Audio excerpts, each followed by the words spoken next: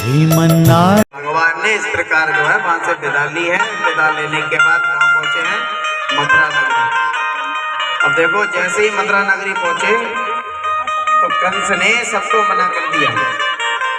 कंस ने कहा था कि कोई भी मथुरा नगरी में कृष्ण का और बलराम का स्वागत सत्कार नहीं करेगा, ना तो कोई पुष्पों की वर्षा करेगा और ना ही कोई उनका स्वागत करेगा।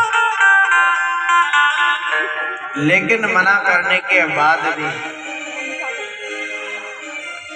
सब मथुरा वासी जो है अपनी अपनी अटारियों पे चढ़े। अटारी यानी छतों पे चढ़े और चढ़ने के बाद वहां से पुष्प वर्षा की और भगवान को देखा है तो देखकर बड़े अद्भुत, भगवान के दर्शन देखकर बड़े ही प्रसन्न हुए। उनका मन जो है प्रेम में भर गया। कहते हैं ना, भगवान की निगाहें कोई साधारण निगाहें नहीं है। भगवान की नजरें, कहता है कि जिधर ये निगाहें गई होंगी, एक सुंदर भक्त का भाव है कि जिधर ये निगाहें गई होंगी उस पे ना जाने क्या गुजर गई होगी। वो तो बिन मौत ही मर गया होगा जिधर ये कयामत गई होगी। प्रेम से कहो तो भगवान की निगाहें कोई साधारण निगाहें नहीं है, कयामत से कम नहीं है। भगवान जिधर अपनी निगाह घुमा देते हैं तो भगवान का ही होके रह जाता है। अद्भुत भगवान का स्वागत मथुरा नगरी में हुआ। विश्राम किया, बाबा से कहा कि बाबा हमें जो है मथुरा घूमने जाना है। भगवान की बात को सुनकर मना कर दिया। बाबा ने कहा लाला ये नई नगरी है, नया शहर है, बड़ा शहर है, ये वृंदावन नहीं है छोटा सा। जब तू चाहे तो घूम के आ जा, जिसको चाहे उसको मार के चला है। यहाँ किसी से ये लड़ाई झगड़ा नहीं करना है। भगवान ने कहा कि बाबा तुम काहे को चिंता करो, बलराम जी साथ में जाएंगे, सब सखा जाएंगे, किसी से झगड़ा नहीं लेंगे ना। ठीक है तो जाना। अब गए घूमने के लिए, केसी घाट पहुंचे। मथुरा में केसी घाट पहुंचे और जब केसी घाट पहुंचे तो ब्रजवासी बोले लाला हम ऐसे ही डोल रहे हैं। इन सब ने देख कितने कितने सुंदर वस्त्र पहने, हमारे पास वस्त्र भी ना है, जो फटे पुराने से मैले से वस्त्र ने पहने डोल रहे हैं, वस्त्र की व्यवस्था करो। भगवान ने कहा क्यों चिंता करता हूं, मैं कहा केसी घाट पर है, अभी चलो। और भगवान देखा कि धोबी लोग वस्त्र धुल रहे और बोली अरे मामा जी राम राम। एक धोबी से बोले भगवान की मामा जी राम राम। अब जो ही राम राम करी तो धोबी ने बोला भाई काय का मामा काय का भांजा, तू है कौन? भगवान ने अपना परिचय दिया कि हम जो वृंदावन से आए हैं। समझ गया इतने में धोबी, अच्छा तुम भाई हो, तुम्हारे लिए पूरा मेला लगा। हमने कहा अच्छा हमारे लिए? हमने कहा हाँ, ज्यादा खुश मत हो, तुम्हारे स्वागत के लिए नहीं, तुम्हें मारने के लिए। अच्छा मुझे मारने के लिए? हाँ महाराज कंस तुम कुछ ही क्षण के मेहमान हो, ज्यादा नहीं बस। और जो ही इतना कहा मधुमंगल ने कही लाला जो कुछ ज्यादा है गई, ये कुछ ज्यादा है गई, जो ज्यादा ही बोल रहा है, इसको एक काम कर दिखा अपने पूतना वाले हाथ। और जो ही भगवान ने एक थप्पड़ उठा के उसके मारा तो गोविंदाय नमो नमः बोल भक्त वत्सल भगवान की। भगवान ने धोबी का उद्धार किया है और धोबी का उद्धार करने के बाद भगवान ने वस्त्रों को लिया, वस्त्र पहन लिए, वस्त्र पहन तो लिए, अब चले तो कैसे चले?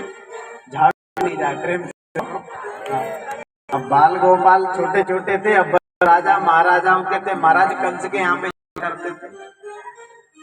अब उन वस्त्रों को पहन के ये चले तो झाड़ू रोड साफ हो जाए, लंबे लंबे वस्त्र। एक दर्जी ने देखा वस्त्रों को तो भगवान को बुलाया, प्रभु यदि कृपा करो तो आपके वस्त्र हम जो है ठीक ठाक कर दें। भगवान ने कहा हम यही चाह रहे थे। तो दर्जी ने जो है भगवान के वस्त्रों को सिला और सिलने के बाद जब भगवान ने पहने बड़े सुंदर लगे, अद्भुत लगे, अलौकिक लगे। और भगवान ने उसी समय इनको वरदान दे दिया, आशीर्वाद दे दिया कि अरे भैया दूध तो नाओ तू तो फलो। और आज भी देख लो फल ही रहे। प्रेम से कहो हाँ, आज आप जितने का कपड़ा खरीदोगे उससे ज्यादा सिलाई दे दो। ये किसका वरदान है? ये भगवान का ही आशीर्वाद है दर्जियों के ऊपर। जितने का कपड़ा नहीं होता है उतने की सिलाई जाती है। लेकिन आजकल लोग भी बड़े होशियार हो गए, हमारा रेडीमेड पहनने लग गए। लेकिन कितने भी रेडीमेड पहन लो आप, लेकिन जो आनंद सिले सिलाई में दर्जी के हाथ में वो किसी में है भी नहीं प्रेम से को। हालांकि वो भी सिलते ही हैं, रेडीमेड क्या कोई आकाश से थोड़ी आ रहा है, वो भी तो कोई ना कोई सिल ही रहा है। प्रेम से बोलो। तो इस प्रकार भगवान ने दर्जी पे कृपा की और भगवान आगे बढ़े हैं। तो श्रीदामा नाम का एक माली था, उसने भगवान को सुंदर माला पहनाई है, माला पहन लिया, वस्त्रों को पहन लिया, लेकिन पक्का ब्रजवासी कब हो गए, जब मातों पोते तब। हाँ ध्यान रखना। भगवान के जो सखा थे सबने कहा कि भैया सुंदर वस्त्र मिल गए, सुंदर माला मिल गई, बढ़िया आनंद आ रहा है, लेकिन माता सोना क्यों है हमारा अभी तक। भैया ब्रजवासी जब हो गए, जब से समझ रहे हो, जैसे ब्रजवासी बैठे हुए हैं, कितने अच्छे लग रहे हैं, पक्के ब्रजवासी ये। ये ब्रजवासी तो क्या है, पूरा माता पोतले चंदन ठीक ठाक से लगाए, ये लगावे ना जब पोते देखो। अब ब्रजवासियों ने कहा कि हमारा चंदन माता सोना है, क्या करा जाए, बस मन में भावना आगे बढ़े। और आगे बढ़े, एक जगह से टेढ़ी एक स्त्री थी, सुंदर चंदन की कटोरी हाथ में जा रही थी, और चंदन भगवान की व्यवस्था है। और ये कौन थी, ये भगवान जो कंस है, जो राजा कंस है, उस कंस की जो है दासी थी। और ये क्या करती थी, कंस को चंदन लगाने का काम करती थी, 3 जगह से टेढ़ी थी। इसका नाम था शैलेंद्री, लेकिन उसको लोग कहते थे कुब्जा। कुब्जा क्यों कहते, 3 जगह से टेढ़ी थी। भगवान ने देखा कि चंदन इसके हाथ में है, भगवान ने बहुत मधुर आवाज में आवाज लगाई कि अरे प्यारी, अरे सुंदरी, जो है नेक चंदन हमारे माथे को लगा। अब जो ही इसने अपने कानों से सुना कि सुंदरी, जीवन में पहली बार सुना उसने सुंदरी, जीवन में पहली बार। और न कोई कुब्जा कहे, कोई टेढ़ी कहे, कोई लूली कहे, कोई लंगड़ी कहे, पहली बार उसने अपने कानों से सुना मुझे किसी ने सुंदरी नाम से संबोधित किया है। और तुरंत चंदन की कटोरी ली, भगवान के माथे पे पोत दी। भगवान ने जब उसके रूप को देखा तो भगवान के हृदय में भाव आया कि मैंने कहा सुंदरी तो उसको सुंदरी बना दो। और भगवान ने इस पे कैसे कृपा की, भगवान ने अपना चरण इसके चरण पे रखा और भगवान ने इसकी ठोड़ी पे अपना हाथ रख के जोर से जैसे ऊपर को झटका मारा तो 3 जगह से टेढ़ी थी सीधी हो गई। बोलो भक्त वत्सल भगवान की। और इस प्रकार भगवान ने उस कुब्जा को सुंदर बनाया, चंदन लगाया। टूटा तो महाराज कंस का भय बढ़ गया कि हाँ मेरा काल अब मथुरा नगरी में भी आया। पता चली कंस को, कंस ने सेना और अपने सैनिकों से कहा जाओ ढूंढ के निकालो और मार दो, खत्म कर दो कृष्ण। और महाराज भगवान आगे गए तो एक कुबलिया पीड़ नाम का हाथी था, उस हाथी को एक ने मदरा पिला दी और भगवान की ओर भगवान सामने से हाथ दौड़ा दौड़ा आया। भगवान ने उस हाथी को पकड़ा और पकड़ने के बाद की सूंड को पकड़ के और ऐसे आया जैसे हेलीकॉप्टर के ऊपर के पंखे घूमते हैं ना, ठीक उसी प्रकार घुमाया, साथ आराम से पटका और गोविंदाय नमः। और उसके बाद महाराज आगे भगवान ने रंग भूमि में प्रवेश किया है। अब जैसे ही भगवान ने रंग भूमि में प्रवेश किया, रंग भूमि में एक से एक बड़े योद्धा पहलवान खड़े हुए थे। अब जैसे ही रंग भूमि में प्रवेश किया है तो यहाँ पर बड़ा अद्भुत आचार्य सुखदेव वर्णन करते हैं कि जो भगवान को जिस रूप में देख रहा है, भगवान उसी रूप में उसे दिखाई दे रहे हैं। रंग भूमि में इसी में मन लगाएंगे तो हमने खूब समझाया, तो भले ही एक गोपी को देखा, क्या एक गोपी बैठी हुई थी, वो गिनती गिन रही। कैसे पाड़े गिनी, एक थोड़ा बराबर एक बटा बराबर एक बटा बराबर एक, उसको रोका गोपी ये क्या करती है, 1 बटा बराबर 1 भी होता है। तो गोपी ने कहा कि ज्ञान में होता हुआ प्रेम में नहीं होता है। जब दो प्रेमी एक हो जाते हैं, मिल जाते हैं, तो एक ही बनते हैं, दो तेरे गणित में, तेरे ज्ञान में दो होंगे, लेकिन हमारे में प्रेम में केवल एक ही बनता है। जब दो प्रेमी एक होते हैं तो एक ही बनता है, और जहाँ दो होंगे वहाँ प्रेम और केवल ज्ञान होगा। प्रेम गली अति सागरी, जामे दो न समान। जब मैं था तब हरि नहीं, अब मैं हरि तब मैं नाम। कहता है कि प्रेम गली अति सागरी, ये बड़ी छोटी है, इसमें एक ही रह सकता है, या तो मैं या भगवान। और ऐसा सुंदर चर्चा चलती रही, उद्धव अपने ज्ञान की वर्षा करते हैं, लेकिन प्रेम के आगे क्या मारा?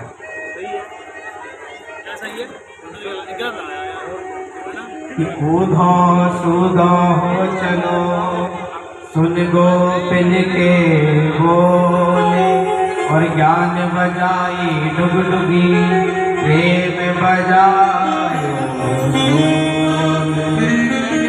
भैया। सबका ज्ञान धरा का धरा नहीं कहते, गोपिकाएं कहती हैं कि हम प्रेम नगर की बंजारे, जब तप और साधन क्या जाने, हम श्याम नाम की दीवानी, नित नेम के बंधन क्या जाने। हम ब्रज की भोरी ग्वालिया, उस ब्रह्म को हम क्या जाने। हम प्रेम नगर की बंजारे, हम जप और साधन क्या जाने। हम तेरे जप को साधन को कुछ नहीं जानते हैं, हम केवल प्रेम को जानते हैं। ये प्रेम की बातें हैं वो, ये हम जाने या वो जाने। हमें ज्ञान की पाठी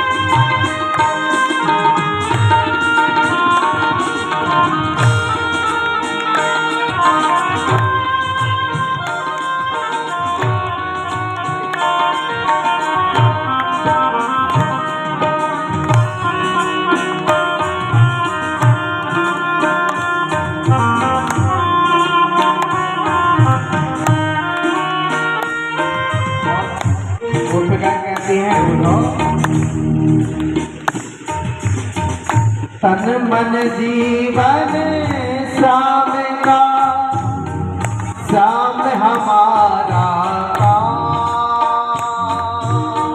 तन मन जीवन श्याम का, श्याम हमारा रोग रोग में बस रहा जीवन का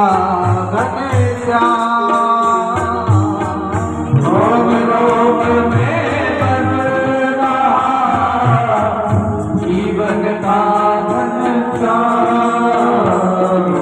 दिल में तेरे ज्ञान का, दिल में तेरे ज्ञान का ना कोई ठिकाना। हम प्रेम दीवानी हैं, तो प्रेम दीवाना।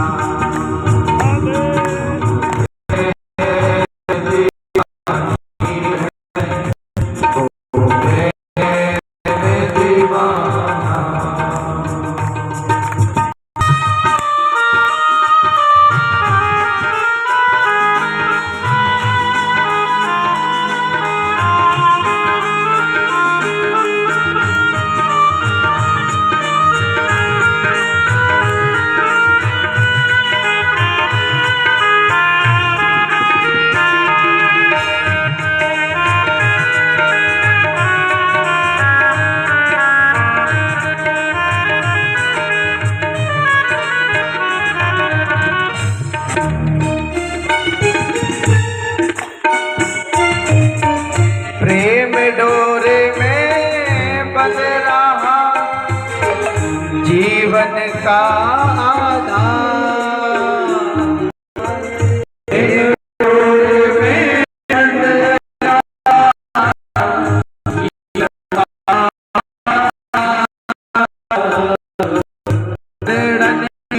पूजा करे यही हमारा शरण ही सेवा करे यही हमारा कानों में गूंजता है, कानों में गूंजता है बंसी का तराना।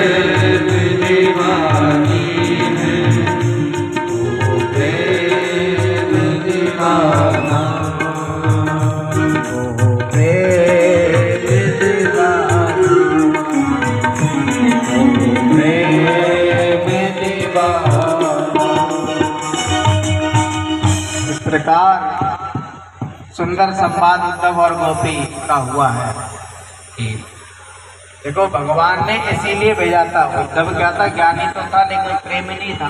और कहते हैं ना कि पोथी पढ़ पढ़ जग मोहा पंडित भया न कोई, और ढाई आकर प्रेम के पढ़े सो पंडित होए।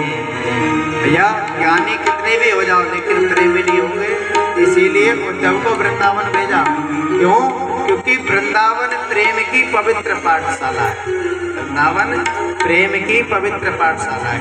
उद्धव जैसे ज्ञानी जहाँ आए प्रेम पढ़ने को,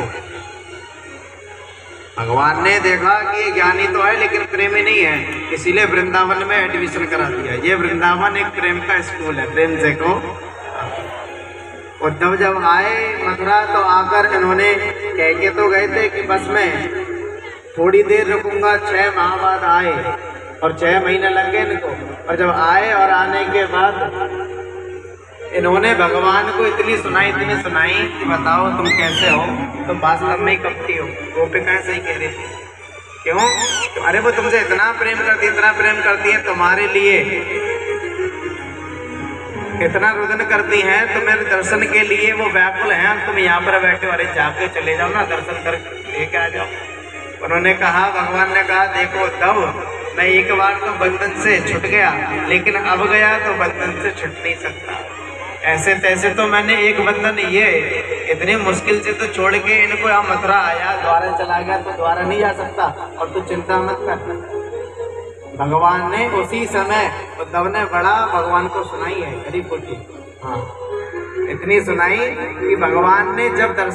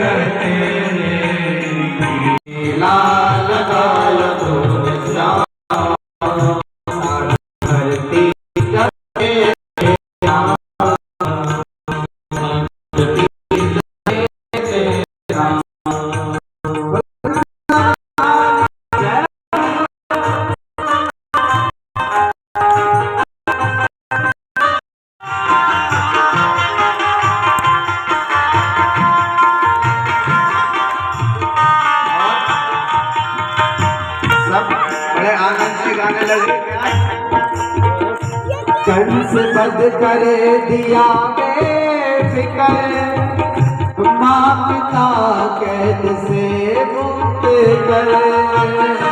कंस बद कर दिया बेफिकर,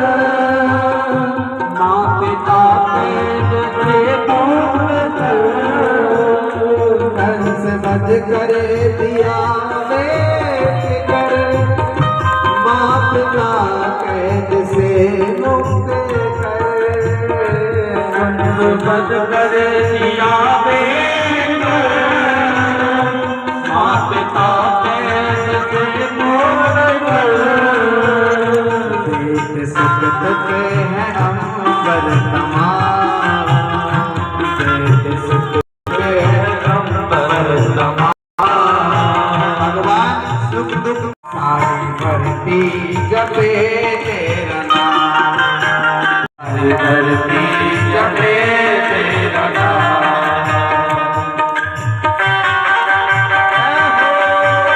वृंदावन भागे हरिलाल की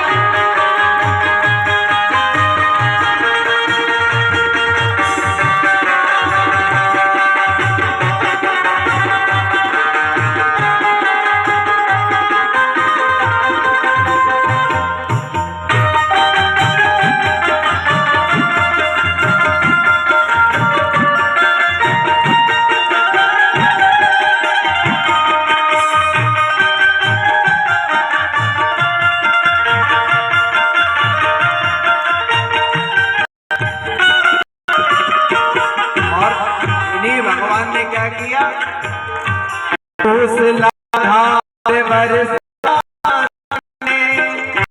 लिया पर्वत उठा हाथ में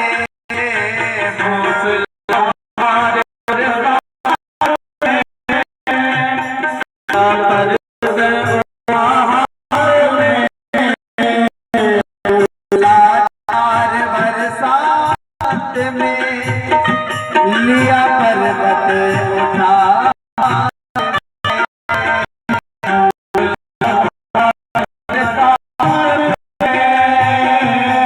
लिया पर्वत उठा बचाई ब्रजवासियों की जान बचाई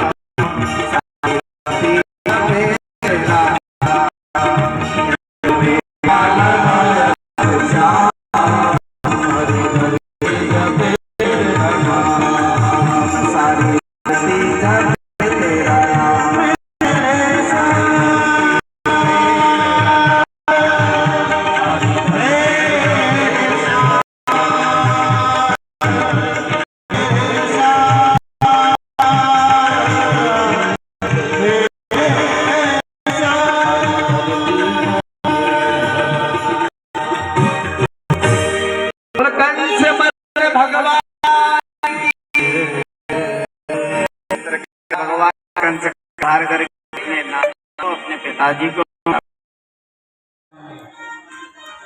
और जब भगवान ने प्रसाद नहीं पाया मैया ने देखा कि आज हमारे लाला हो रही है उद्धव को भेजा कि उद्धव तुम मित्र हो और एक मित्र ही मित्र को अपना सुख और दुख बताता है। कंचन की नगरी ये मथुरा जो कंचन की नगरी है देखने में बहुत सुंदर है लेकिन जो प्रेम मुझे वृंदावन में अपनी माँ और गोपिकाओं के बीच में मिलता था इस मथुरा नगरी में दिखाई नहीं पड़ता है। तो आज मेरा ये काम करो ना तो मेरे मित्र हो मुझे मित्र समझते हो तो मेरे मित्र का एक काम करो तुम जाओ वृंदावन और वृंदावन जाकर जो है मैं ये जानना चाहता हूँ कि जिस प्रकार मुझे याद आ रही है क्या उसी प्रकार मेरे ब्रजवासियों को भी याद आती है। जैसे मैं आज बदल कर रहा हूँ ठीक उसी प्रकार का मेरे ब्रजवासी मुझे याद करके रोते होंगे मेरी माँ यशोदा। जब ये कहा तो उन्होंने समझाया तो तब ने कहा कि मित्र कैसी बात करते हो इतने वर्ष तुम्हें आए हो गए और कोई किसी के चक्कर में नहीं होता तुम नहीं जान रहे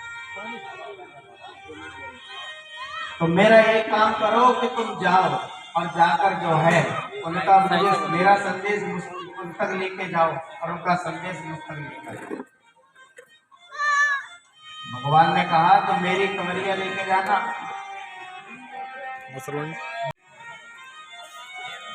उद्धव को तैयार किया। उद्धव ने कहा ठीक है, तुम ज्यादा आग्रह कर रहे हो, मैं वैसे तो बृहस्पति जी का चेला हूं और ये तुम्हारे ग्वार ये क्या मेरी भाषा को समझेंगे, मैं पढ़ा लिखा व्यक्ति हूँ, ये गवार हैं, गैया चराने वाले। भगवान ने मन में सोचा अच्छा इतना बड़े ज्ञानी और इतने बड़े हमारे ब्रजवासियों को तो मनपढ़ समझने वाले अपने आप को ज्ञानी समझ रहे, एक बार जाके देखो। तो शायद भगवान ने इसीलिए देखा, इन्हें ज्ञान की बड़ी अभिमान था कि हम ज्ञानी है, ज्ञानी है। ज्ञानी कितने भी हो लेकिन प्रेम के बिना ज्ञान नहीं। और उद्धव से कहा कि जाओ और पीताम्बर दी अपनी, और जिस रथ पे बैठकर भगवान मथुरा आए थे और उसी रथ पे आज उद्धव बैठ के जाए मथुरा वृंदावन। तो बंधुओं, जब से भगवान इस ब्रज भूमि को, इस वृंदावन को छोड़कर मथुरा गए थे, तब से हर ब्रजवासी का नियम था जो मार्ग मथुरा जा रहा है उस मार्ग में आकर और वहां बैठकर सवेरे से लेकर संध्या तक भगवान का इंतजार किया कि आज आएंगे, आज आएंगे। परसों की कह शाम गए, न जाने कब आएगी बेर। मन में यही सोचते हैं परसों शायद आज होगी। सवेरे आते हैं, आकर उसी मार्ग में और बैठने के बाद इंतजार करते हैं सवेरे से शाम हो गई, नहीं आए तो लौट के चले जाते। यही नियम था। एक दिन आके बैठे और उसी समय उन्होंने दृश्य देखा, क्या एक रथ दूर से चला आ रहा है और जो ही रथ को देखा है तो सभी सखा जो है भगवान के ग्वाल बाल सब दौड़ गए। एक मधुमंगल नाम का सखा था, मधुमंगल नहीं भागा। उससे पूछा कि भैया तू क्यों नहीं भागता है? और उन्होंने कहा अच्छा मैं इस कन्हैया से बड़ा क्रोध कर रहा हूं, मुझे इस पे बहुत गुस्सा है। अरे परसों कह के गया था और इसकी परसों हो रही है, परसों तब इसे परसों याद आ रही है। मैं नहीं मिलूंगा और जब मिलूंगा जब ये आएगा और आने के बाद मेरे पैर छू के मुझसे माफी मांगेगा तब मैं इससे बात करूंगा, मैं इससे बात नहीं करूंगा। हमको आश्वासन देके चला गया, मैं परसों आऊंगा, परसों आऊंगा, परसों बता दी। और भैया उस मधुमंगल ने क्यों इतना ही कहा, मैं नहीं भागूंगा, वो आएगा पैर छूगा जब मैं उसे माफ करूंगा। और जैसे ही सका भागे तो सबसे पहले मधुमंगल ही रथ के आगे आके खड़ा हो गए। एक ने पूछी तू तो गुस्सा था, फिर आगे कैसे आ गया? पता है क्या बोला? बोला गुस्साबाजी बाद में होगी, पहले गले लगा दी। अरे बरसों बाद आया है मेरा सखा, मेरा मित्र, नाराज तो होता रहूंगा, पहले देख कर लो, अपना दर्शन तो कर लो। वैसा ही ये बदल गया, मोटा ताकि हो गया क्या? खा पी के ऐसे ही हमेशा रो रो के बुरा हाल हो गया। मन में भावता देखा तो रथ तो दिखाई दिया, लेकिन देखा मित्र नहीं होता। सबने राधे राधे करी, जय श्री कृष्णा कहा। उन्होंने भी जय श्री कृष्णा कहा। बदले में पूछा कि भैया कौन हो आप, कहाँ से आए? हम जो है मथुरा से आए हैं और हमें तुम्हारे मित्र कृष्ण ने, हम कृष्ण के सखा हैं, मित्र हैं, उद्धव नाम है, गुरु बृहस्पति के चेला हैं और